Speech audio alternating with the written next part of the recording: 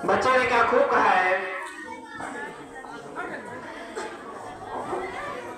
पढ़ना लिखना सीखो ओ मेहनत करने वालों, पढ़ना लिखना सीखो ओ भूखे मरने वालों, क ख ग घ को पहचानो, अलिफ को पढ़ना सीखो, आ ई को हथियार बना के लड़ना सीखो।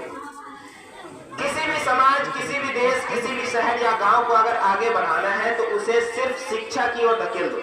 शिक्षा का मतलब होता है इल्म, एजुकेशन, उसकी ओर धकेल दो। अगर मुझसे पूछा जाए कि अभी तत्कालीन भारत में ऐसे कौन से मुद्दे पर काम करना चाहिए जिससे हमारा देश आने वाले 10 सालों में आसमान की ऊंचाइयों को छुए, पूरा विश्व गुरु बन जाए, पूरे विश्व में सबसे अच्छी अर्थव्यवस्था हो जाए, तो मैं एक ही बात कहूंगा कि शिक्षा, सिर्फ शिक्षा पर काम होनी चाहिए।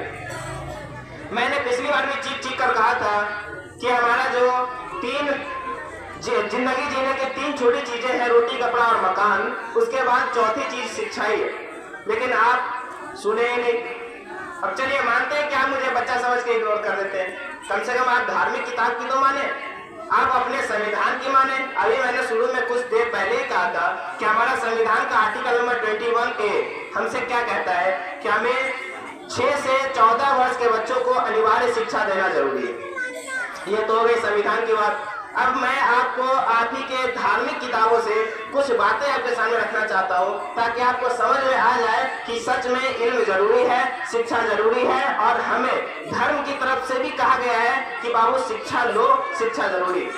सबसे पहले हमारे मुसलमान भाइयों गौर से सुने, क्योंकि मैं यहाँ पर कुरान की कुछ आयतें बयान करना चाहूंगा जिसमें आपको शिक्षा के बारे में, इल्म के बारे में प्रेरित किया गया है। सूरह मुजादिला सूरह नंबर 58 आयत नंबर 11 कहता है, यरफ़इल्लाहुल्लज़ीना आमनू मिनकुम वल्लज़ीना उतुल इल्म दरजात वल्लाहु बिमा तामलून खबीर। इसका मतलब है कि अल्लाह उन लोगों के दर्जात को बुलंद फरमाता है जो लोग ईमान लाए और जिनको इल्म अता किया गया, मतलब जिनके पास इल्म है और साथ में ईमान भी, उनके दर्जात को बुलंद किया गया। लास्ट में है कि वल्लाहु बिमा तामलून खबीर, और बेशक अल्लाह ताला सभी कामों से खबरदार। सूरह आले इमरान सूरह नंबर 3 आयत नंबर 18, मुसलमान भाई गौर से सुनेंगे। सूरह आले इमरान सूरह नंबर 3 आयत नंबर 18 में अल्लाह ताला कहते हैं, शहीदुल्लाहु अन्हु ला इलाहा इल्ला हुवल मलाइकतु व उलुल इल्मी इमाम बिल क़िस्त ला इलाहा इल्ला हुवल अज़ीज़ुल हकीम। मतलब अल्लाह ने खुद शहादत दी है कि उसके सिवा कोई माबूद नहीं, और यही शहादत फरिश्तों ने और सभी अहले इल्म ने भी दिया है। मतलब जिनके पास इल्म है उनकी देखिए आप उनका जो दर्जा है कहाँ रखा गया है, जस्ट फरिश्तों के नीचे। उसके बाद सूरह ताहा सूरह नंबर 20 आयत नंबर 114 में अल्लाह ताला कहते हैं कि वक़ुल रब्बी ज़िदनी इल्मा, वक़ुल रब्बी ज़िदनी इल्मा, दुआ करो कि मेरे परवरदिगार मुझे मजीद इल्म अता फरमा। सूरह ज़ुमर सूरह नंबर 39 आयत नंबर 9 में फरमाते हैं, कुल हल यस्तवल लज़ीना यअलमून वल लज़ीना ला यअलमून। मतलब ये कि उनसे पूछो कि क्या शिक्षा मतलब इल्म वाले और बगैर इल्म वाले बराबर हो सकते हैं?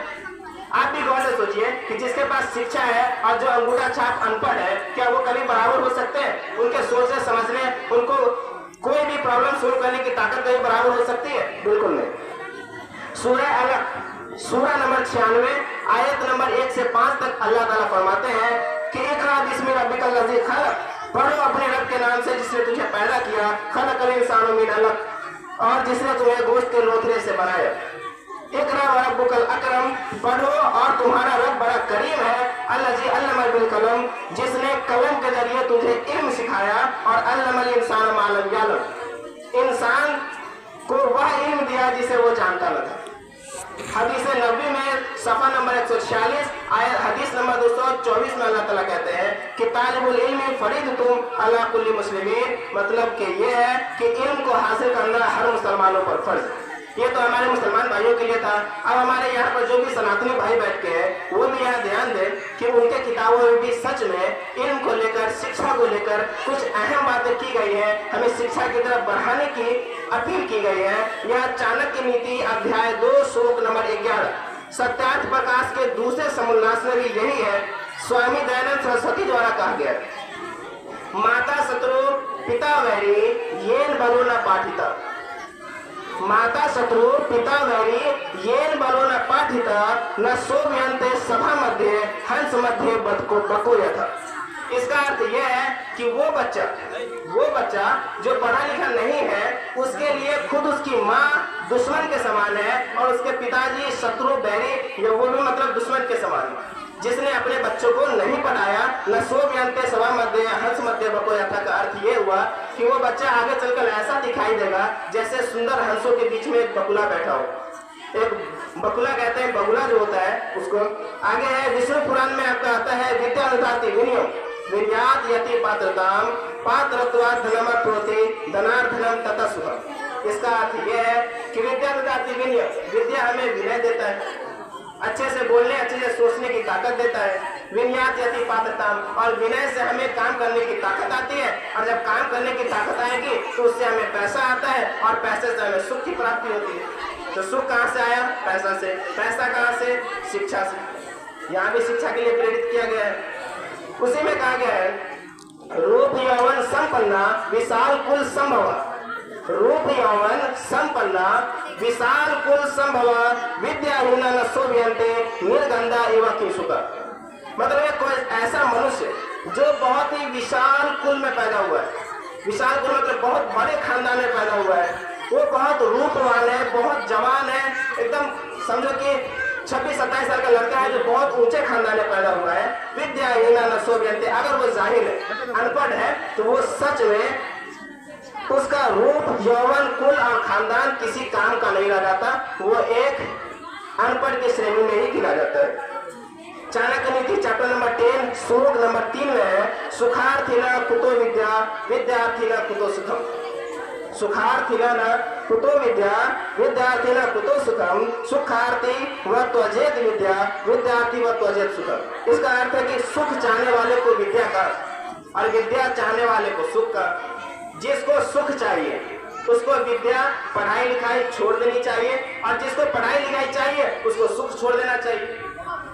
ये मैं आपको 3 तरफ से बताया हूँ। आपके खुद ये देश का जो पवित्र किताब है जिसका नाम है संविधान, उससे बताया है आर्टिकल नंबर 21A कुरान की कुछ आयतें बयान की, साथ में जो आपका चाणक्य नीति और विष्णु पुराण, इससे कुछ आपको श्लोक बताया। कम से कम इनकी बात मान लें, आप मेरी बात नहीं माने। हर जगह आपको शिक्षा की तरफ जाने के लिए कहा गया है। तो कृपया यही हमसे आपसे अपील है कि अपने बच्चों को अच्छी शिक्षा दें। यहाँ पर स्कूल है, आप यहाँ सिर्फ 300 रुपया फीस है, कृपया आप यहाँ एडमिशन करवाएं। 300 रुपया तो आप ऐसे ही किसी न किसी चीज में उड़ा देते होंगे, उसका कुछ पता भी नहीं चलता है। कृपया आप यहाँ जो मेरी बात जो भी आपको बुरी लगी हो उससे माफ कर दीजिएगा, अगर अच्छी लगी हो तो उस पर अमल कीजिएगा। शिक्षा सबसे जरूरी हो गया है अभी। किसी भी हथियार से ज्यादा अगर कोई हथियार महंगा या घातक है, खतरनाक है, तो वो कलम है। कलम की ताकत अभी सबसे बड़ी ताकत मानी जाती है। Now I would like to call our new ड्रामेबाज Chotu Kumar and their team. Please come on the stage and perform a drama. पीछे से